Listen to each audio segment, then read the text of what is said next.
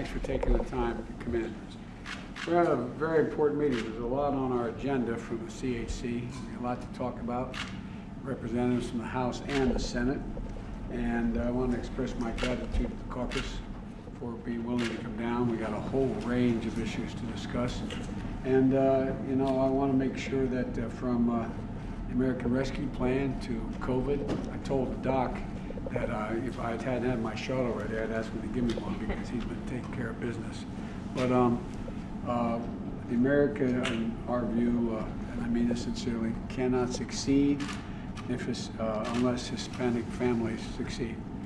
You know, we talk about, I know I'm tired of hearing me say it for a year and a half, we talk about the idea that with the last administration's failure to invest or be anywhere remotely positive, but the point I keep making to remind people, and people understand it, and the recent polling nationwide shows they understand it, is that 24 out of every 100 kids in grade school right now is Latino or Hispanic. The idea that we're not going to invest in what will be roughly 25% of the population by the time these kids are in our positions is just absolutely makes no sense. And that's what we're all about. We're going to talk about everything today. My guess is from immigration to my jobs plan and how it worked for you and how it did and what you think we should be doing. We're also creating a whole lot of job opportunities in neighborhoods because for most of where I come from and all of you come from is that it gets down to neighborhoods. It gets down to neighborhoods. Whether that grocery store is open, whether that local bank is there, whether or not you have a barber shop, a beauty shop, it all matters. It matters about people and their communities and how they belong. And so we're going to spend some time pushing forward. I'm going to spend some time trying to sell you all on what I think you're sold on, but the jobs bill and the aspects of the job bill. I want to talk a little strategy with you all as well, if that's okay. That's right with you, Mr. Chairman. All right. Chairman's now chairman of the committee that I enjoyed more than anything I did in my whole career as chairman of the Foreign Relations Committee.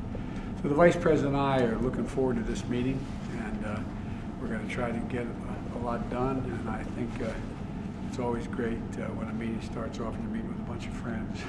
So thank you all for being. That's what we're going to be talking about today. Thank you.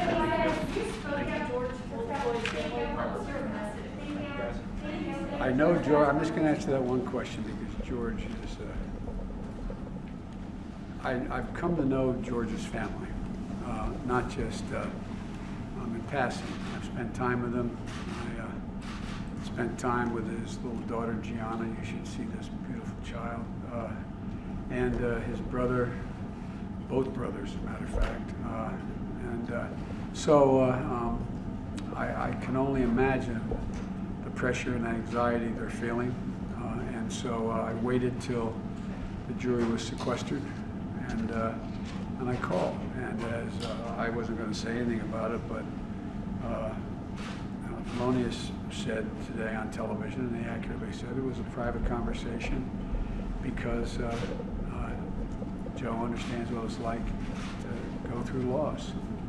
And they're a good family. And they're calling for peace and tranquility, no matter what that verdict is. I'm praying the verdict is the right verdict, which is, I think it's overwhelming in my view. I wouldn't say that unless the jury was sequestered now, not hear me say that. But so we just talked to them. I want to know how they were doing, just personally. We talked about personal things. Thank you very much for coming in.